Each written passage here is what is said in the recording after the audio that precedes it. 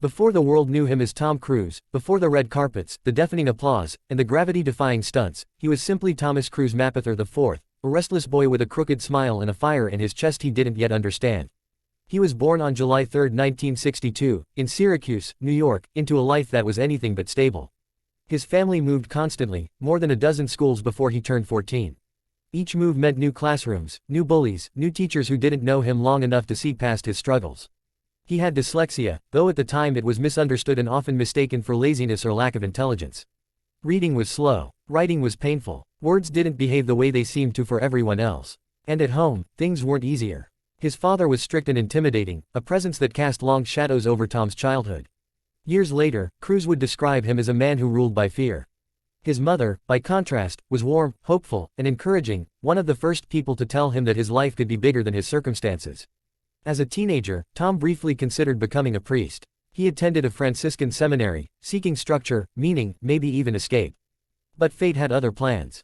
Acting found him not through ambition, but through curiosity. A school play, a chance role, a spark. The moment he stepped onto a stage, something clicked. Acting didn't demand perfect reading or flawless academics. It demanded presence, emotion, commitment, and Tom Cruise had those in abundance. At 18, with little money and no guarantees, he moved to New York City. The odds were brutal. Thousands of young actors chased the same dream, and most never got close. Cruise took odd jobs, went to auditions, faced rejection after rejection. But what separated him was not luck, it was obsession. He studied films, rehearsed relentlessly, and treated every opportunity, no matter how small, like it was his last. His first film roles were minor, but they revealed something electric. Casting directors noticed his intensity. Audiences noticed his eyes. Then came Risky Business in 1983. One scene, sliding across the floor in socks, dancing to old-time rock and roll, changed everything. It wasn't just charming, it was fearless. That moment made Tom Cruise a star. Not because it was flashy, but because it was confident, playful, and unforgettable. Fame arrived fast, but Cruise didn't slow down. He worked harder. In Top Gun 1986, he became the face of a generation. Fighter jets, aviator sunglasses, the swagger of a man who seemed born for the screen. The movie turned him into a global icon. Suddenly, Tom Cruise wasn't just an actor, he was a phenomenon. But here's the twist, he didn't want to be just a movie star. Many actors, once they reach that level, coast. Cruise did the opposite. He took risks. He sought out directors who challenged him. He chose roles that demanded vulnerability, discipline, and transformation. The Color of Money. Rain Man. Born on the 4th of July.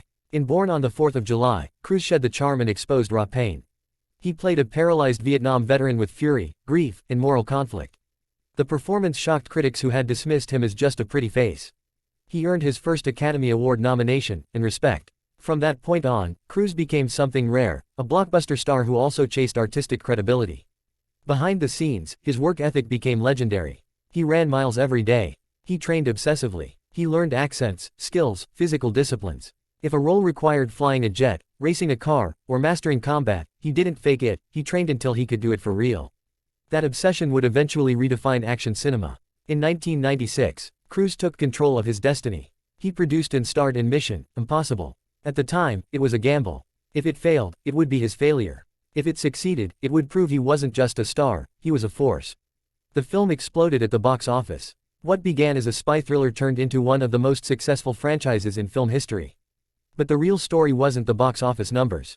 It was what Cruise did next. Instead of relying on special effects and stunt doubles, he decided to do the impossible himself. He hung from ceilings. He scaled skyscrapers. He clung to airplanes during takeoff. He broke bones and kept filming. Each film raised the stakes, not just for the character Ethan Hunt, but for Cruise himself. People started asking the same question over and over, why does he do this? The answer wasn't ego. It was belief. Cruise believed movies should feel real. That audiences deserved authenticity. That fear, when faced head-on, could be transformed into exhilaration.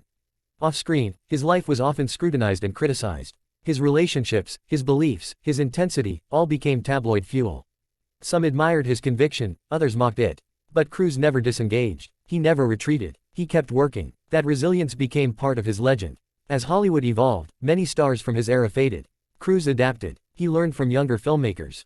He embraced new technology while honoring old-school filmmaking. When streaming platforms threatened theatrical cinema, he became one of its fiercest defenders. During the production of Top Gun, Maverick, decades after the original, many doubted it could recapture the magic. Cruise insisted on real jets, real pilots, real G-forces. Actors trained like aviators. Cameras were mounted inside cockpits. The result wasn't nostalgia, it was reinvention. When the film was released, it didn't just succeed. It dominated. It reminded the world what a true movie star looked like, not because of marketing but because of commitment. By his 60s, Tom Cruise was still running on screen. Still risking his life for a shot. Still outworking actors half his age. But the most unbelievable part of his story isn't the stunts or the fame. It's the transformation. A boy who struggled to read became one of the most powerful figures in cinema. A kid from a broken home built a legacy on discipline and vision. An actor dismissed early in his career became a symbol of longevity in an industry that rarely forgives time. Tom Cruise didn't just survive Hollywood. He mastered it. And perhaps that's why his story endures, not because he's fearless, but because he feels fear and moves forward anyway. Because he turned instability into focus. Because he treated every role, every scene, every impossible leap as if it mattered. Because to him, it always did.